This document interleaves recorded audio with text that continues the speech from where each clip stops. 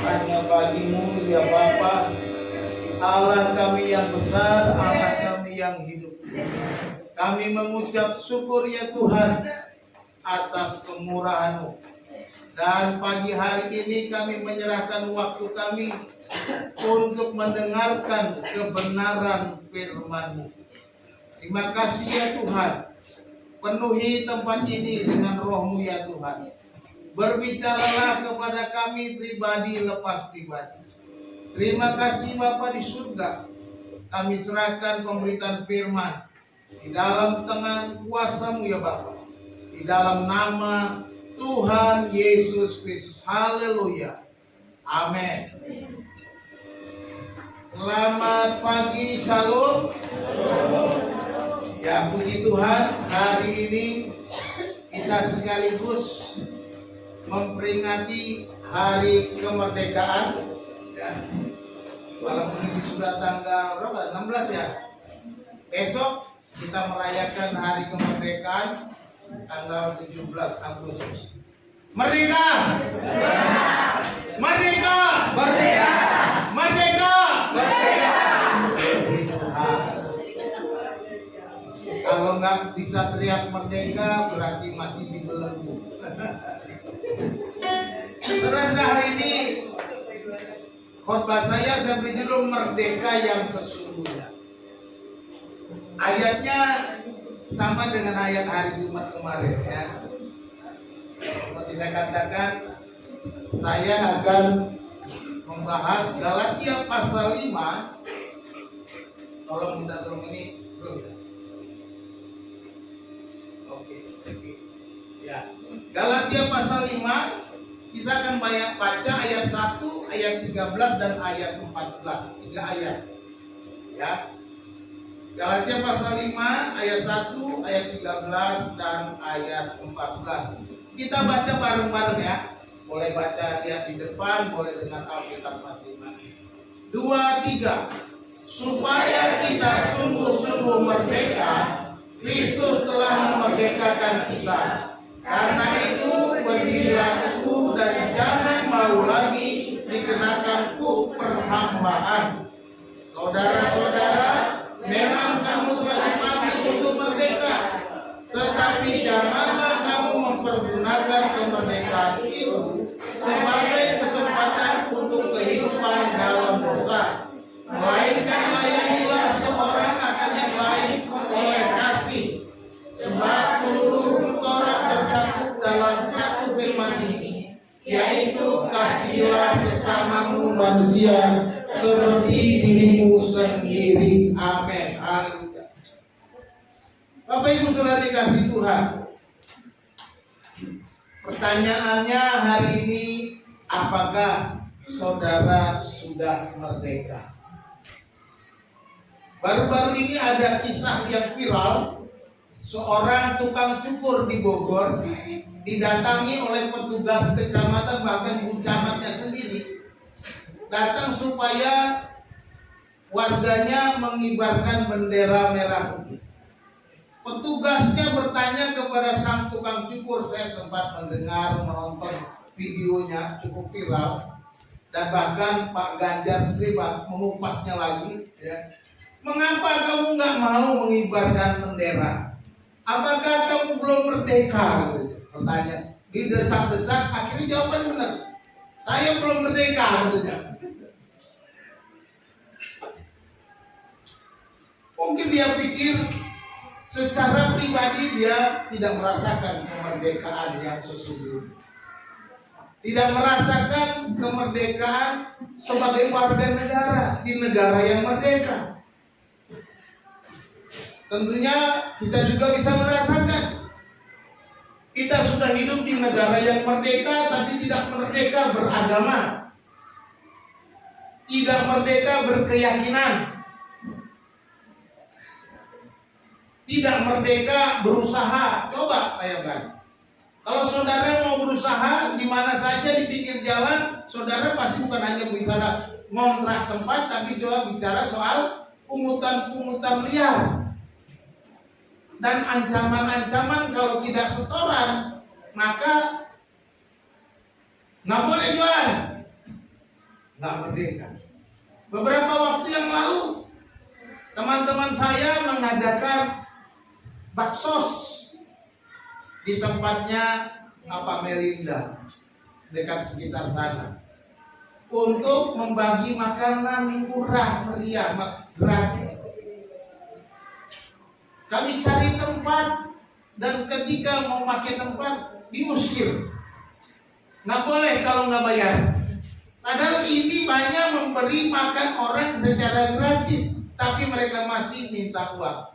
Nggak ada kemerdekaan. Inilah negara yang merdeka itu yang kita hidupi di negara kita. Tetapi ada yang menarik di medsos juga.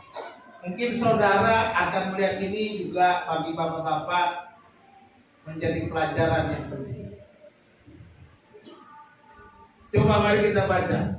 2, 3. Suami yang masih takut istri dilarang mengikuti perayaan 17-an karena mereka belum merdeka.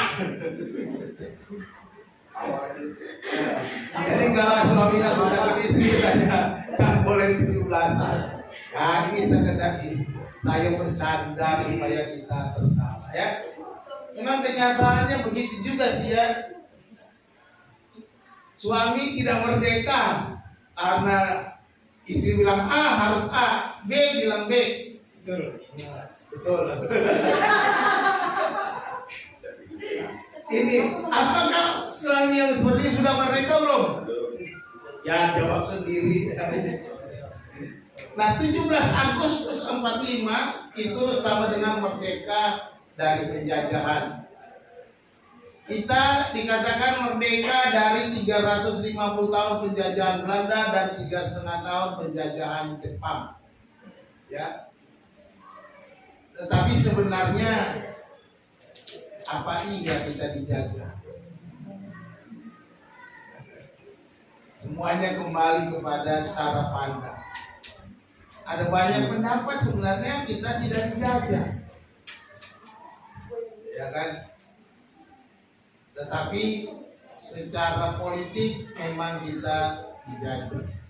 Kita nggak bahas politik, tapi kita merasakan bahwa 17 Agustus 1945 Soekarno-Hatta memproklamasikan kemerdekaan Indonesia di Jalan Pegangsaan Timur nomor 56 Jakarta. Setelah Soekarno diculik dari Rengas Dengklok, ya, dan mengucapkan proklamasi, ya, dan seterusnya lah, saya nggak hafal lengkap. Nah, kalau kita baca Galatia pasal 5 ayat 1 ini mengajarkan kita merdeka dari penjajahan dosa.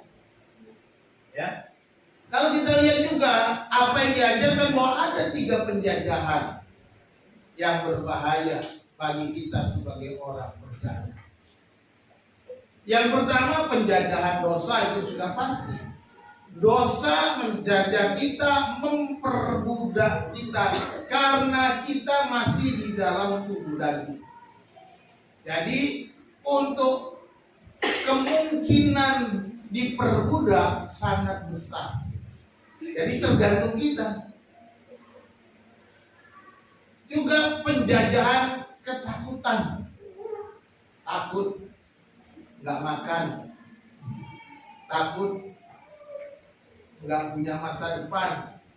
Aku banyak yang takut kita takutin ya. Dan yang ketiga penjajahan diri sendiri tanpa kita sadari. Justru diri kita sendiri membatasi kemerdekaan kita tanpa kita sadari. Pernah nggak ngalamin ini? Jadi ini ada 3 kejadian yang harus kita lepaskan di dalam kehidupan. Nah, kita mau lihat tema utama dari kitab Galatia, ya. Tema utama kitab Galatia ini adalah pembenaran oleh iman, bukan oleh perbuatan, ya. Pembenaran oleh iman, hanya oleh iman. Sola fide, itu kalau kata Martin Luther. Sola fide, bukan oleh perbuatan, bukan karena perbuatan kita. Jadi boleh dikatakan Paulus mau mengatakan bahwa ini adalah piagam kemerdekaan Kristen, ya. Jadi Paulus membela Injil yang sejati, sehingga kitab Galatia ini boleh dianggap sebagai sebuah piagam kemerdekaan Kristen. Pasal 1 sampai pasal 2, Paulus membela otoritasnya dan Injil kasih karunia itu. Dia membela dirinya sebagai pembawa pemberita Injil. Pasal 3 sampai pasal 4, Paulus membela doktrin pembenaran oleh iman. Ini doktrin. Lalu pasal 5 sampai pasal 6, Paulus membela hidup merdeka dalam roh. Jadi inilah pembelaan atau yang dilakukan oleh Rasul Paulus sebagai mungkin sebuah upaya menyampaikan bahwa hidup merdeka di dalam roh itu seperti apa, ya. Jadi kita hari ini kita belajar ada tiga ciri utama orang yang merdeka sesungguhnya. 3 ciri utama, mari kita selidiki apakah hidup kita memiliki 3 ciri orang yang merdeka sesungguhnya. Setelah kita belajar, ada nggak yang 1, kedua, ketiga, apakah saya sudah merdeka? Dan kita akan mulai dengan diri kita, bukan mulai dengan orang lain. Jangan menunjuk orang lain. Jangan menyalahkan suamimu, jangan menyalahkan istrimu, tunjuk dirimu. Apakah aku sudah sungguh-sungguh merdeka? Dengan demikian, maka kita akan melakukan suatu perubahan di dalam kehidupan kita. Yang pertama, 3 ciri yang pertama itu, kita merdeka dari kuk perhambaan. Merdeka dari kuk perhambaan. Kok suaranya kurang kencang ya? Saya jadi mesti teriak-teriak. Bisa lebih keras supaya nggak perlu teriak. Di dalam ayat 1 dikatakan supaya kita sungguh-sungguh merdeka, Kristus telah memerdekakan kita. Karena itu berdirilah teguh dan jangan mau lagi dikenakan kuk perhambaan. Jangan lagi mau dikenakan kuk perhambaan. Karena apa? Kristus telah memerdekakan kita. Jelas sudah dikatakan bahwa kita telah merdeka, tetapi seringkali kita sudah merdeka, tapi kuk perhambaan itu masih kita pakai. Bicara kuk perhambaan di sini adalah kuk perhambaan dosa, ya. Dan kalau kita belajar di ayat-ayat ini, dikatakan kita telah sungguh-sungguh merdeka. Sungguh-sungguh merdeka itu dari kata eleutheria.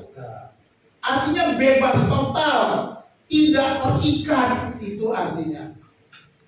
Kita dilepaskan bebas, tidak terikat dari perhambaan dosa. Selalu ketika berbicara tentang kemerdekaan,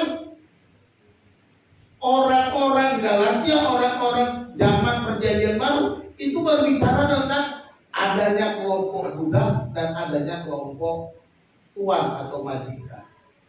Orang-orang yang ada sebagai kelompok budak itu mereka berada di bawah perhambaan. Mereka tidak merdeka, hak mereka tidak ada kebebasan sama sekali. Mereka seperti barang diperjualbelikan. Kalau saya mau beli budak, saya bilang bisa pergi ke pasar budak, lalu beli budak yang cukup kuat, yang saya kira bisa saya pakai untuk di ladang, untuk bekerja, untuk apa saja. Dan itu tidak perlu bayar, tidak perlu digaji, karena itu milik saya, karena saya sudah beli. Artinya dia tidak punya hak sama sekali, kehilangan haknya, kebebasannya hilang. Inilah budak zaman dulu, perhambaan. Ini yang kita katakan bahwa kamu sudah sungguh-sungguh merdeka. Kamu bukan lagi budak, kamu bukan lagi orang yang tidak punya hak sama sekali. Kamu sungguh-sungguh merdeka. Maka dikatakan, kenapa? Karena Kristus telah memerdekakan kamu. Kata telah ini bentuk kata kerja lampau. Artinya sesuatu yang sudah dikerjakan, sudah selesai di atas kayu salib. Kita tahu bahwa ketika Yesus kayu salib, ketika dia sebelum dikuburkan, dia berkata sudah selesai. Jadi Kristus kematiannya di kayu salib itu memerdekakan setiap orang. Setiap orang. Bukan hanya saudara saja, orang di luar sana juga. Kok bisa, Pak? Iya, karena Yesus mati untuk semua orang, betul nggak? Amin. Yesus mati untuk semua orang. Amin. Tetapi nggak sampai di situ. Keselamatan, kemerdekaan itu efektif bisa kita terima kalau kita percaya dan menerima. Yesus sudah membayar dosa-dosa kesalahan semua orang yang berdosa. Siapa saja boleh datang. Tapi kalau nggak mau datang, ya nggak menerima pengampunan, tidak menerima kemerdekaan. Jadi jangan salah paham. Saya bilang semua Yesus mati untuk semua orang, yang mengampuni semua orang. Ya, jangan pikir bahwa mereka yang tidak percaya menerima keselamatan. Menerima keselamatan apabila sudah percaya kepada Yesus yang sudah membayar utang dosa mereka. Dimerdekakan oleh Yesus Kristus, telah memerdekakan. Jadi yang mengerjakannya adalah siapa? Yesus sendiri. Bukan engkau yang memerdekakan, bukan engkau yang melepaskan dirimu, bukan engkau yang memutus belenggu yang mengikatmu, tetapi Yesus Kristus di atas kayu salib, dialah yang melepaskan kita dari perhambaan. Apa itu perhambaan? Perhambaan itu dalam Alkitab berbicara tentang hukum Taurat juga. Hukum Taurat itu banyak sekali dibuat oleh orang-orang Farisi, sehingga sangat ketat, nggak bisa sembarangan.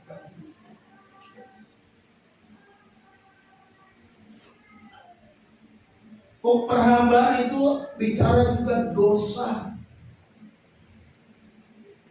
belenggu dosa, kedagingan kita yang dikuasai dosa.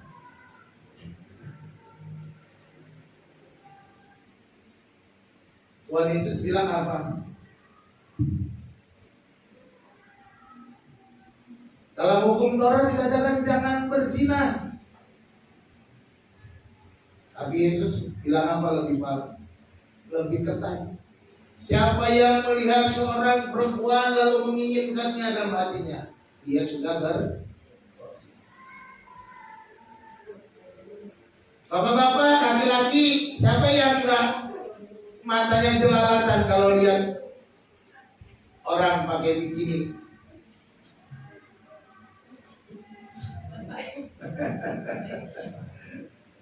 Ya kan? Pasti kita tergoda. Kata Ustadz Dasar Latif, dibiarin sayang, dilihat dosa katanya. Ya kan, dibiarin itu barang bagus katanya. Tapi kalau dilihat dosa katanya, ya itu dia. Ustadz Latif aja mampu.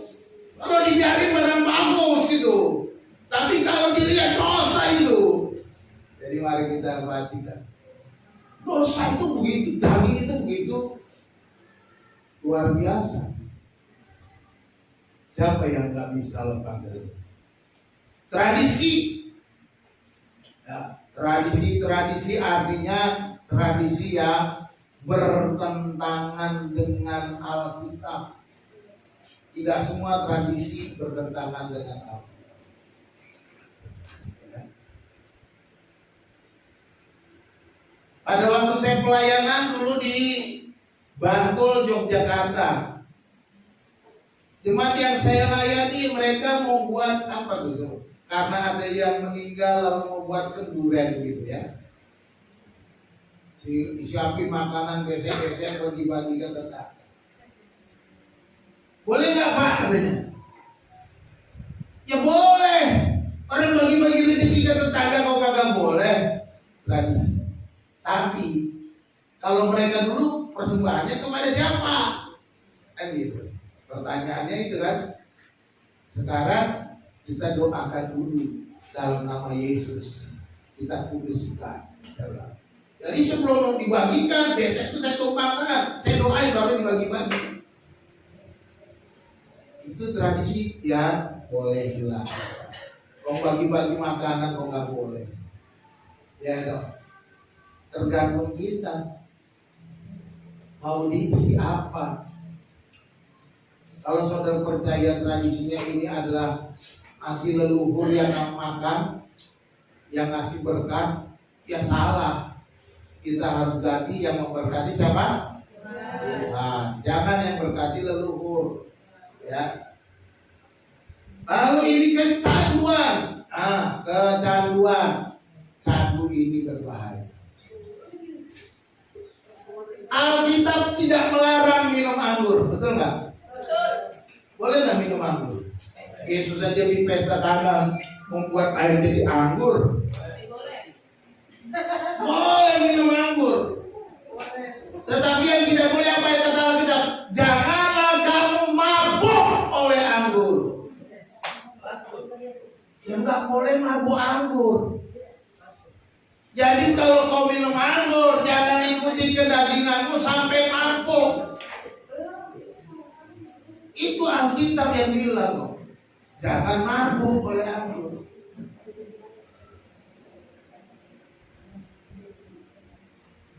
Lalu bagaimana dengan yang lain? Narkoba misalnya. Jelas narkoba sudah dilarang. Vape di Singapura sudah dilarang. Bertobatlah. Kalau yang namanya pemerintah saja sudah larang, itu jelas Alkitab pasti sudah melanggar. Ini pasti mencelakai, tidak sesuai Alkitab. Ya, tidak sesuai Alkitab. Ini yang saya katakan, kita masih diperbudak oleh kecanduan. Kecanduan macam-macam. Banyak kecanduan ini, bukan anggur, bukan hanya narkoba, tapi kecanduan apa? Blue film, kecanduan pornografi. Ini kecanduan. Itu dosa. Kalau kita merasa pengen terus, artinya kita diperbudak. Tetapi dikatakan kamu sudah benar-benar merdeka, kamu sudah, karena Kristus telah memerdekakan, Yesus sudah bayar dengan darah yang mahal. Jadi apa lagi? Artinya ketika kita masih melakukan semua itu, kita masih belum merdeka. Kita masih terus berjuang. Halo, mari berjuang, kalahkan. Patahkan semua kuasa tipu muslihat iblis ini.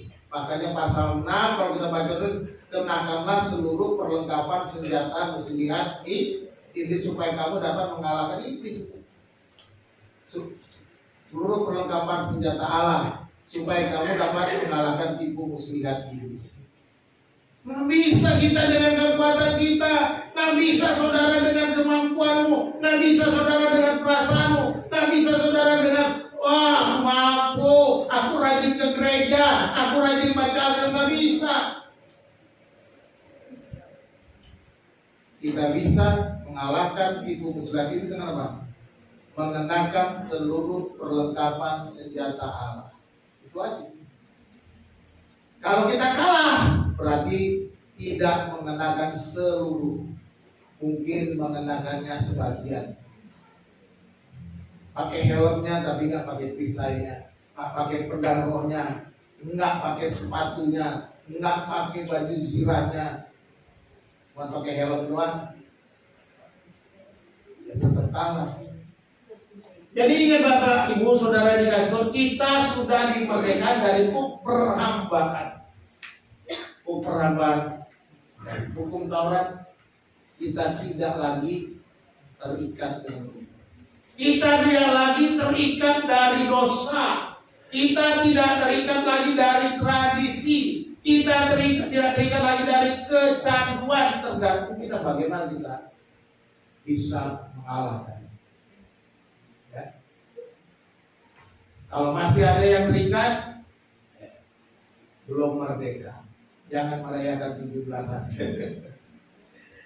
Yesus berkata, dalam Yohanes pasal 8 ayat 38, jadi apabila anak itu memerdekakan kamu, kamu pun benar-benar merdeka. Yesus berkata, kamu benar-benar merdeka karena kamu telah dimerdekakan. Jadi apabila anak itu memerdekakan kamu, kamu pun benar-benar merdeka. Jadi sebenarnya secara posisional, secara rohani, kita semua sudah dimerdekakan. Tapi seringkali kita kalah tunduk kepada kuk perhambaan itu. Karena kuk perhambaan yang ada itu memang sangat menyenangkan, sangat menarik hati. Perhatikan baik-baik. Hawa jatuh ke dalam dosa karena pencobaan si ular, betul. Tetapi apa yang terjadi? Dia melihat buah itu menarik hati. Ya. Jadi kalau dia tidak merasa itu menarik hati, bagaimanapun cobaan si ular, nggak bakalan dia ambil. Inilah yang sering terjadi dalam kehidupan kita sebagai orang percaya, karena menarik hati. Lalu kita ambil, kita petik, dan kita makan. Berdosa. Jadi apa yang kita harus lakukan? Selidikilah hidupmu, apakah hidup dalam perhambaan dosa. Ya, apakah hidup dalam perhambaan dosa? Selidiki masing-masing. Ya. Saudara bisa tahu, dan saudara bisa datang kepada meminta ampun kepada Tuhan. Jangan kembali ke perbudakan lama, berdirilah teguh. Inilah yang harus kita lakukan. Jangan lagi hidup dalam perbudakan. Yang kedua, merdeka untuk saling melayani. Ayat 13. Ayat 13 berkata, saudara-saudara, memang kamu telah dipanggil untuk merdeka. Tetapi janganlah kamu mempergunakan kemerdekaan itu sebagai kesempatan untuk kehidupan dalam dosa. Melainkan layanilah seorang akan yang lain oleh kasih. Jadi kemerdekaan itu tujuannya adalah untuk apa? Saling melayani. Kalau kita sudah sungguh-sungguh merdeka, maka kita bisa saling melayani. Sekarang kita belajar tujuannya kemerdekaan itu. Apakah kita sudah melayani atau belum? Adakah sudah saling melayani atau tidak? Atau kita gontok-gontokan, tersinggungan, sikut-sikutan, semuanya kita lakukan. Pokoknya kalau pelayanan bareng dia aku nggak mau dah. Jangan. Pokoknya aku tandemnya si A aja. Dengan si C saya nggak mau, tandemnya beda. Nah ini artinya apa? Kamu belum merdeka. Masih ada akar kepahitan. Masih ada yang mengikatmu. Masih ada yang membuat engkau membenci saudaramu. Dan engkau tidak mau melayani Tuhan. Tidak mau melayani sesama. Di Galatia itu ada dua musuh kemerdekaan. Yang pertama itu legalisme ayat 1 sampai 12. Ini legalisme itu mereka mau kembali ke hukum Taurat supaya lebih rohani. Itu legalisme. Ini yang ditegur. Legalisme itu nggak baik, dosa. Ya. Merasa bahwa dengan melakukan hukum Taurat lebih rohani. Tapi mereka melakukannya hanya legalistik, hanya berdasarkan hukum. hukum saja, bukan pertobatan. Yang kedua musuhnya ada libertinisme. Libertinisme itu ada kelompok libertin namanya, kelompok bebas, hidup bebas. Ayat 13 sampai 15 ini memakai kemerdekaan untuk hidup dalam dosa, bebas-bebas saja. Mungkin hal ini sama seperti beberapa tahun lalu ada kelompok gereja yang menyebut dirinya gereja dalam tanda kutip, tapi sangat sayang sekali mereka menyebutnya Children of God. Wah, anak-anak Allah.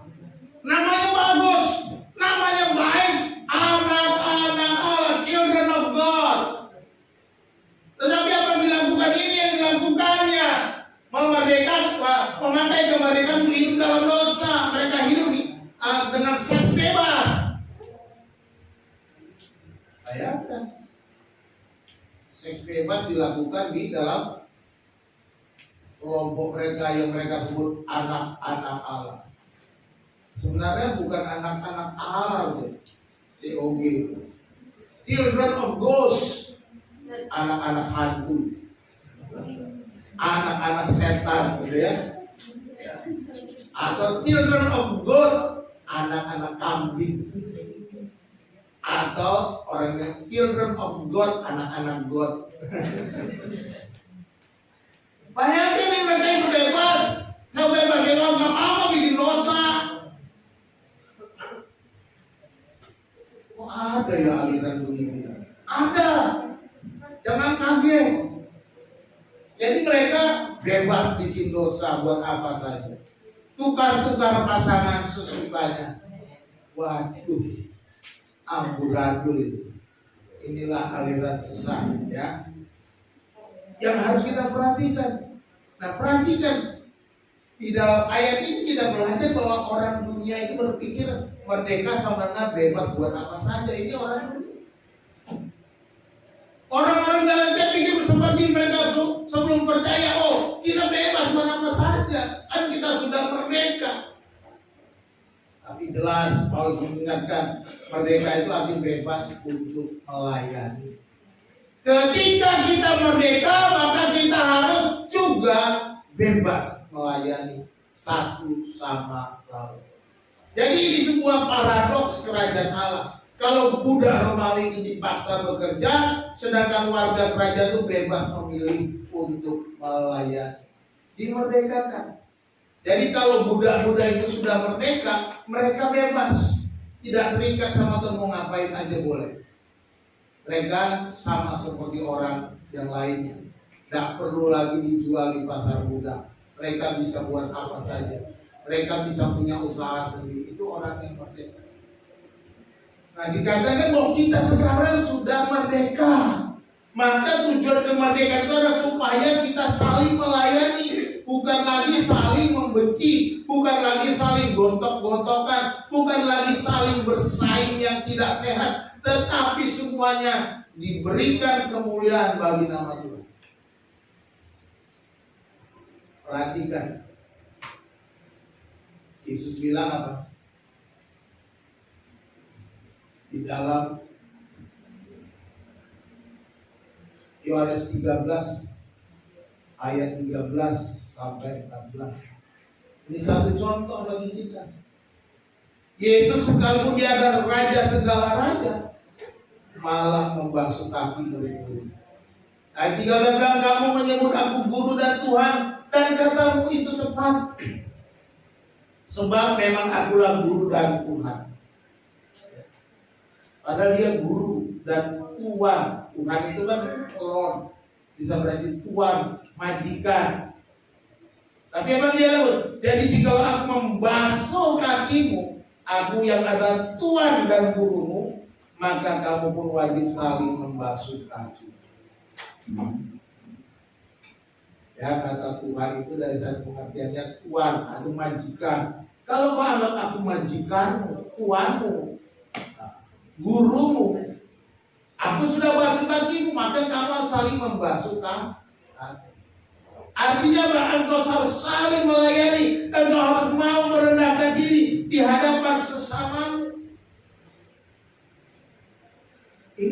namanya melayani, merendahkan diri. Intinya itu. Sekalipun kita menjadi hamba, tetapi kita melakukannya dengan sukacita, melakukannya dengan kemerdekaan, bukan lagi karena wah, gak enak gue kalau gini-gini. Itu namanya tertekan. Gak enak kalau gue gak melayani, nanti Pak Gembala marah. Itu saudara gak merdeka. Melayani karena takut Pak Gembalanya negur, itu gak merdeka. Melayani hanya dengan sukacita, berikan pelayanan yang terbaik. Ya kalau saudara tidak bertanggung jawab, ya wajar ditegur. Nah artinya saudara yang punya kesalahan. Jadi kalau punya kesalahan ditegur, itu sesuatu anugerah. Kalau nggak ada lagi yang negur, saudara sama saja dibiarkan bikin dosa terus. Jadi wajib saling membasuh kaki, saling melayani satu dengan lain. Aplikasinya dalam suasana 17 Agustus ini, kemerdekaan bangsa diisi dengan gotong royong, biasanya gitu ya. Kalau di kampung biasa gitu, sambatan, gotong royong, bersih-bersih kampung dan lain sebagainya, ya, gotong royong. Tapi kemerdekaan rohani diisi dengan saling melayani. Inilah kemerdekaan rohani yang kita ada. Mari kita saling melayani, saling membasuh kaki. Mari kita merendahkan hati kita. Yang paling susah kan merendahkan hati. Kalau kita sudah bisa merendahkan hati, pasti kita bisa melayani. Kalau kita nggak bisa melayani, berarti kita masih belum bisa merendahkan hati. Coba tanya, siapa yang bisa melayani minggu ini? Jangan bertanya siapa yang bisa melayani aku. Ya. Bukan mencari siapa yang akan melayani, tapi apa yang harus dilakukan melayani. Siapa yang bisa melayani hari. Ini yang harus menjadi pertanyaan kita tiap-tiap hari dalam keluarga Allah, menjadi merdeka. Yang ketiga, merdeka karena hidup dalam kasih, ayat 14.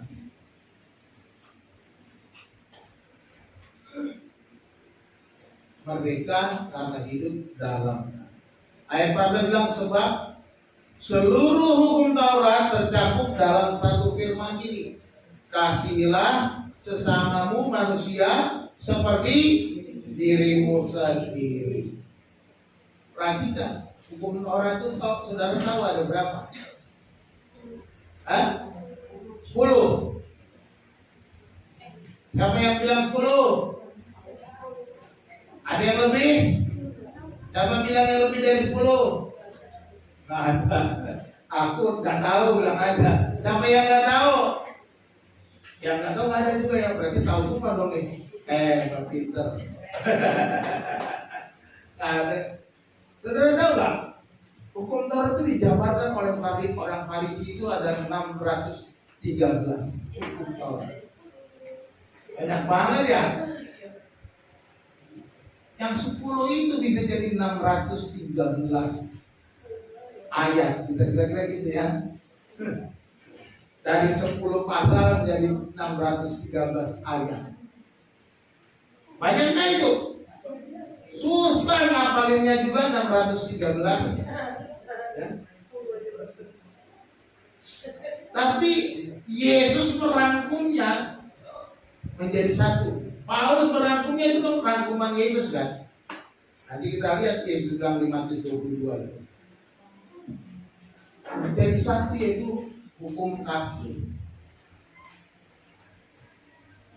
Jadi orang yang merdeka tidak hidup menuruti aturan supaya dia diterima Tuhan, tapi dia hidup mengasihi karena sudah diterima Tuhan. Nah, itu. Jadi orang percaya yang merdeka itu dia mengasihi karena sudah diterima, bukan karena supaya diterima. Jadi kita melakukan panggilan kita mengasihi sesama, melayani itu karena kita sudah diterima. bukan karena supaya diterima. Karena sudah dikatakan dalam ayat 1, Kristus telah memerdekakan kamu, sudah dikatakan. Kalau perlu distabilo itu. Kristus telah memerdekakan kamu. Karena kita sudah dimerdekakan, maka kita harus mengasihi. Jadi penjajahan terbesar itu sudah dikatakan tadi adalah hidup untuk diri sendiri. Itu musuh yang ketiga tadi. Dosa ketiga tadi. Hidup untuk diri sendiri, nggak mau melayani, nggak mau berbuat apa-apa, nggak mau mengasihi orang, hanya pokoknya aku. Fokus pada dirinya, maunya pokoknya dilayani, pokoknya aku harus lebih baik, aku harus menerima yang paling hebat. Tapi Paulus katakan, kasihilah sesamamu manusia seperti dirimu sendiri. Yesus sudah menyimpulkannya dalam Matius pasal 22. Jawab Yesus kepadanya, kasihilah Tuhan Allahmu dengan segenap hatimu, dan dengan segenap jiwamu, dan dengan segenap akal budimu. Itulah hukum yang terutama dan yang pertama. Dan hukum yang kedua yang sama dengan itu, kasihilah sesamamu manusia seperti dirimu sendiri. Jadi Paulus mengulangi kesimpulan Tuhan Yesus sendiri, bahwa seluruh hukum Taurat tercakup dalam satu hukum ini. Kasihilah sesama manusia. Bukan lagi mementingkan diri sendiri, bukan lagi menganggap diri sendiri lebih penting, lebih hebat dari orang, tapi kita diajarkan untuk mengasihi. Inilah orang yang merdeka. Hidup orang merdeka itu dengan cara mengasihi. Hidup orang merdeka itu supaya melayani dengan cara mengasihi. Jadi disimpulkan.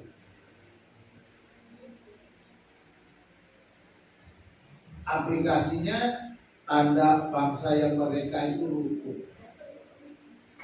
Ya. Makanya tukang syukur bilang nggak mau pasang bendera karena belum merdeka, karena nggak rukun. Kerukunan kita kurang. Bangsa ini sangat kurang kerukunan. Tapi tanda orang Kristen yang merdeka apa? Mengampuni, tidak ngegosip, tidak iri hati. Ini orang Kristen. Saudara harus bisa mengampuni. Karena kalau saudara mengasihi, harus mengampuni. Kalau saudara mengasihi, jangan ngegosipin temanmu, ngejelek-jelekin, ngomong di belakang. Di depan sih manis, bibirnya senyumnya mantap, tapi di belakang ini kan begini-begini. Itu hati-hati ngegosip. Apalagi kalau ada iri hati, bahaya lagi. Iri hati ini paling berbahaya. Saudara tahu iri hati? Tahu nggak iri hati? Siapa yang iri hati? Iri hati ini bisa menghasilkan apa? Hah? Apa? Dendam, dengki, apalagi akhirnya apa? Pembunuhan, betul nggak? Apa? Kejahatan. Lihat apa yang dilakukan oleh 10 orang anak Yakub. Yakub perjanjian lama ya. 10 orang anak Yakub. Ketika satu orang anak Yakub cerita tentang mimpinya, ketika anak Yakub yang satu orang ini dibuatkan jubah yang maha indah, yang terjadi 10 orang apa? Iri hati. Ketika iri, apa yang mereka lakukan? Mereka mau bunuh. Tapi ada yang berusaha, jangan bunuhlah, buang aja ke dalam sumur. Dengan harapan ajak aku lepasin. Tetapi ketika dia pergi, saudara-saudaranya yang 9 orang, lihat ada orang pedagang saudagar lewat mau pergi ke Mesir. Daripada dibiarin di Mesir, kita jadiin duit aja, lumayan. Dijadiin duit, saudaranya sendiri dijual, ya kan? Dijual, dijadikan budak, dibawa orang itu dibawa ke Mesir. Di Mesir dijual lagi, dibeli sama Potifar. Jadi iri hati itu menimbulkan kejahatan demi kejahatan. Bayangkan kalau pada waktu itu 10 saudaranya itu langsung membunuh. Tapi karena perlindungan Tuhan, karena penyertaan Tuhan, karena kasih sayang Tuhan, karena rencana Tuhan nggak dibunuh. Jadi sekalipun ada orang iri padamu, tidak akan bisa mencelakaimu, katakan amin. Amin. Karena ada rencana Tuhan dalam hidup. Orang boleh iri, orang boleh dengki, orang boleh merencanakan kejahatan, orang boleh merencanakan ke segala macamnya. Ingat baik-baik, Rahel, ada rencana Tuhan. Kalau Yusuf melewati sumur, dijual, penjara, dan lain sebagainya, bisa menikmati berkat Tuhan. Maka kita juga begitu. Ketika kita terus bertahan seperti Yusuf, tidak menyalahkan saudara-saudaranya, tidak menyalahkan nasibnya, tidak menyalahkan, tetapi makin dekat dengan Tuhan. Inilah orang Kristen yang merdeka. Dia merdeka walaupun dia terkungkung, tapi merdeka. Lakukan aja pelayanan di penjara dengan baik. Merdeka. Walaupun dia ada di Mesir oleh karena iri hati, tetapi dia berkata, kamu telah merencanakan hal yang buruk, hal yang jahat kepadaku, tetapi Allah telah merencanakannya untuk kebaikan, untuk memelihara bangsa yang besar. Dia nggak jalankan, sudah memang kamu sudah merencanakan yang jahat terhadap aku, tapi Tuhan pakai itu untuk merencanakan yang baik, memelihara bangsa yang besar. Jadi pakai semua kesulitanmu, melihat Tuhan apa rencana, Tuhan apa yang kau buat untuk di depan akan lebih baik. Mengalami hal seperti ini sudah saya alami, di mana orang menyakiti saya, mengkhianati saya, menusuk dari belakang, itu sudah. Ya. Tapi ketika mereka tusuk dari belakang, saya makin diberkati, mereka makin terpuruk, kecewa. Ya, begitulah cara Tuhan. Yang penting kita tidak membalas. Saya tidak pernah membalas. Bapak Ibu Saudara dikasih Tuhan, pertanyaannya, apakah masih ada kebencian terhadap sesamamu atau saudara? Kalau engkau masih ada kebencian, kau belum merdeka. Padahal Kristus telah memerdekakan. Tapi kau hidup dalam belenggu kebencian, kedagingan. Jadi mari lepaskan dirimu dari belenggu itu. Jangan kita bertahan. Ngasih sama dengan mengampuni. Ringkasan hari ini. Yang pertama, kita merdeka dari, perhatikan, dari kuk perhambaan dosa. Ayat 1 ini adalah posisi kita di kayu salib. Kita sudah disalibkan bersama-sama dengan Kristus, katakan amin. Dan kita sudah dimerdekakan oleh Kristus. Jadi posisi kita sudah merdeka, karena kita sudah dimerdekakan dari kuk perhambaan dosa. Yang memerdekakan siapa? Kristus, bukan kita. Bukan kekuatanmu, tapi Kristus. Lalu kalau kita sudah dimerdekakan untuk apa? Merdeka untuk saling melayani, ayat 3. Merdeka untuk kita dipanggil melayani. Ini adalah tujuan hidup kita. Tujuan kemerdekaan itu adalah melayani, supaya kita bisa saling melayani. Inilah kemerdekaan yang sesungguhnya. Jadi kalau saudaraku tidak mau saling melayani, saudara belum merdeka. Engkau masih mau diikat oleh belenggu dosa. Padahal sudah dimerdekakan. Tapi saudara masih ada, kapan saya diselamatkan? Gitu. Yang ketiga, kita merdeka dengan hidup dalam kasih.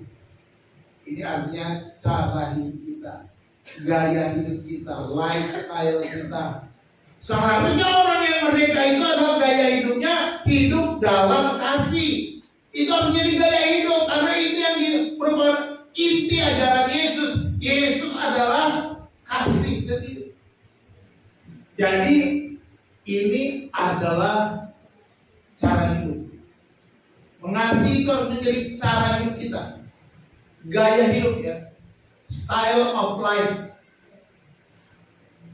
Dimanapun kita ada, di gereja, di kantor, di sekolah, di kampus, dimanapun ketika kita berada di suatu komunitas, kita harus hidup dalam kasih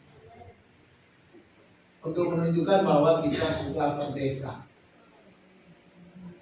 Pak, sulit Pak mengasihi dia Pak. Kenapa? Sangat sakit Pak. Saya disakitinya berkali-kali Pak, bukan cuma satu kali.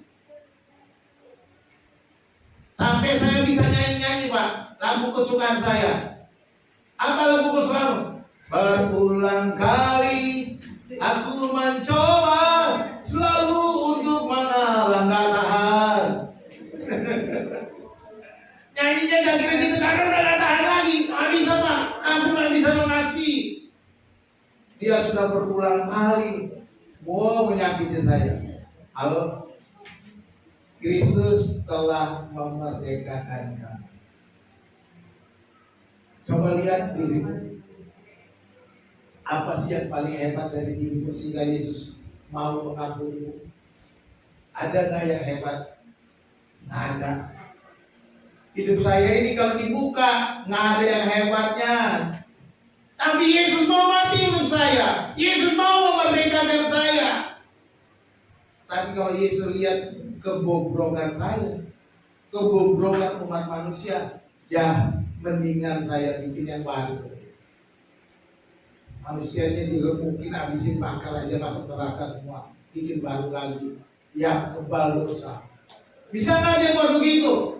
Bisa, suka-suka dia Tuhan. Tapi nggak dilakukannya. Aku menjadikan manusia segambar dengan rupa.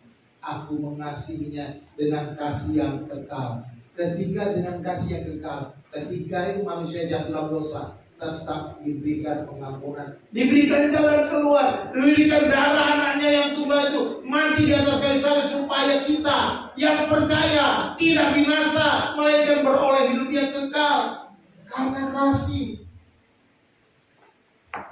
Kalau gitu, apa beratnya mengasihi orang yang sudah menyakiti? Apa beratnya mengasihi orang yang berulang kali menyakiti? Apa beratnya mengampuni orang yang sudah menipumu berulang-ulang?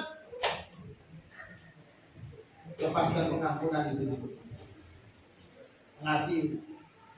Biarkan Allah bekerja supaya hidup kita memperoleh kebenaran. Sebagai penutup,